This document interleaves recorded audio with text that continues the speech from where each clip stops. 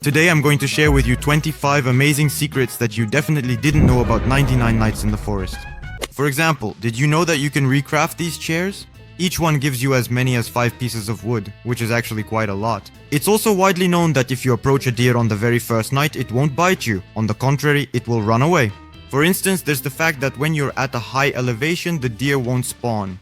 Did you know, for example, that if you take this key and bring it over here, nothing will happen, of course? But if you keep throwing it away and inserting it here, throwing it away and inserting it here, then, well, it disappeared on me, guys. I mean, I don't have it anymore. I don't know where it ended up. So, if we come over here, the base will still be open, even if you've lost the key.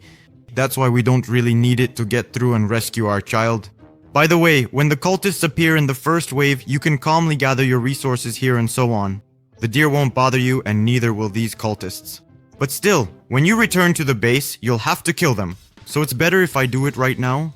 And here's another life hack. If you don't have a melee or ranged weapon for some reason at the very beginning, you can use a regular axe. Of course I have a good axe, but let's aggro this wolf. Yes, it's nighttime right now, and you can do all this without losing any HP. Let's do it. So with circular movements, we just deal damage to him and that's it. We don't take any damage. So that's it, we've damaged him like this, just spinning the camera. It's best to do all this while holding Cottrell. And by the way, the owl has already woken up, so it's better for us to leave now since I don't have a flashlight with me. The next tip is to please use saplings as intended. Plant them somewhere near the campfire, for example, right here in a circle with movements like this. Plant one sapling, then another one right after it. And do it so there are no gaps. This way you'll save on wood and you won't need to build a fence because fences are much harder to build than just planting these trees. Of course, you could always tear them down and build a fence, but I think it's better if everything is made of wood. And if you have a lot of metal, which in most cases you don't, but sometimes you do, you can replace this wooden sort of wall with a rainwater storage tank. Also using these same circular motions. So, for example, I'll craft 2 more right now. First, you can store wood here, and second, you can gradually create a garden for yourself using these circular motions. Of course, the smaller the radius, the fewer resources you'll need for shelter. But you also understand that with a small radius, or rather a small base diameter, you won't be able to build too many different things like a farm, an oil rig, and so on. So it's up to you. Either you spend more resources to reinforce all your walls, or you spend less but lose usable space. For example, you could actually build all of this with just a couple, or say 100 of these bolts, and you could make a radius about as big as this tent. But if you only have 50 bolts, you could in theory make a radius like this, although I still think it wouldn't be enough. Also, a small tip, I recommend buying this whole set at once instead of purchasing each of these items separately.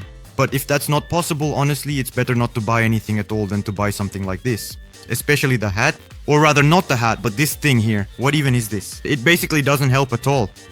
But this one will actually help you stay warm. Also, you can herd cultists into these cages and beat them up without any trouble. Right here now, just look at this. The castle spawned almost in midair and there really isn't any support underneath. Maybe there's some support somewhere, but man, that's a bug. I don't know if it's serious or not, but the entrance itself is implemented just fine. Just look at this glitched out wolf. Is it going to bite me? It's not biting me. But I think it's still alive. Yeah, it is biting me, but in some weird way. So what's the deal with that? Honestly, it's confusing. Well, whatever. Okay, it's just a freebie wolf, a tough old wolf. If you find this building, don't ever just walk past it because there's a ton of weapons here. For example, just now, thanks to this building, I found a revolver. Whoa, 42 whole bullets! Now I can easily take down those bears. By the way, at the very beginning you can use traps. You can move them around and, for example, set them right on a rabbit. That's it, just move it, press C, and you're done. And the rabbit is instantly destroyed, you don't even have to do anything else. You just drag it and then simply set it up like I'm doing now. There. But, well, unfortunately I just set it up wrong. Otherwise, the rabbit would have died. That's how it goes sometimes, unfortunately. Leave a like if you feel sorry for the rabbit. To be honest, I've already completed almost the entire game. All I have left is to survive 99 more nights. And I'd like to share a little life hack. The deer can't get you if you're on this tower. So, yeah guys, that's really how it works. So if you're on any surface and, well, you were on that surface before nightfall, the deer won't spawn.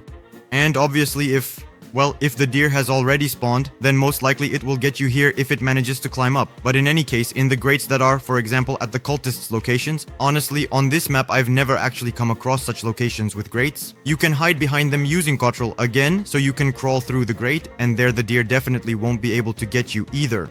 You know that if you break ice with an axe, you'll start losing warmth. But for some reason, I thought that this ice axe would also, well, remove the effect that makes us lose warmth. Turns out that's not the case. Right now I just lost warmth simply because I was inside the house. Or rather, I didn't lose it because it's warm here. By the way, if you think you've glitched an owl or a deer here, don't assume you're completely safe. Because every 15 to 20 seconds, wolves appear. And depending on how much you've expanded, well, how far you've moved away from the campfire, like for example, a wolf just appeared right now. I managed to kill the second one, but he still causes me a lot of trouble. So guys, I decided to build this, my base. It's super mega secure. Now no one, neither cultists nor deer, well, deer can't anyway, that's obvious, nor that owl, nothing can harm me now. I've got a ton of fuel stored here. Right now my main task is just to gather a ton of food, and then I'll be able to survive for, well, how many nights? I think I could make it to 1,000, maybe even more. But it's possible that some bugs might occur, like cultists piling up on top of each other, and they could, well, they might be able to reach the center of this fire. Just for testing, I'm curious how much a canister gives. For example, yeah, this is specifically a barrel. And a barrel gives you a lot, actually. Basically, we have a ton of fuel, we have a ton of everything. And this is honestly a really cool life hack for surviving tons and tons of nights without having to worry about anything. The main thing is you really shouldn't run or walk around so you don't waste your energy, well, your hunger to be precise. By the way, these cultists can't get to me. However, look, I'd like the game to add a cool mechanic where they have to kill the kids if I don't manage to kill them by the end of the night. That does sound pretty weird, of course. Either have them go back or do something so that there's some kind of debuff. There is a debuff where they give off less fire, and it gets used up much faster when there are a lot of them here. But I don't think that's really a debuff. By the way, the developers have fixed it so that now we can't delete them through this item. Well, through this shelf. But we still take damage. So if we get too close, we'll actually take damage. Although, wait, we can go through, but they'll also take damage from me. It's pretty disadvantageous. I'd better grab a medkit now. Honestly, there's nothing here for me at all. By the way, yeah, it's actually really beneficial to set up defenses here.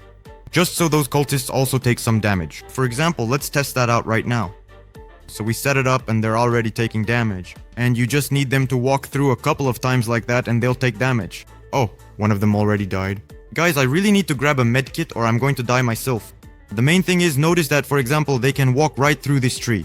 So you either need to fence off the tree somehow or what? Here, they can get through the tents. Alright, here we go. I'm already getting hit a bit. The second one also died just from walking around and taking a lot of damage. Of course, it's better not to place them like I did here, but rather to set them up horizontally. That way it's more effective. So how could you have noticed this item? Where did I get it from? Of course I got it from the Kelties, but you can also get it at the level 12 workbench. If you give 12 owl feathers to the owl that appears from time to time, you can also get this item, and with it you can craft some interesting things.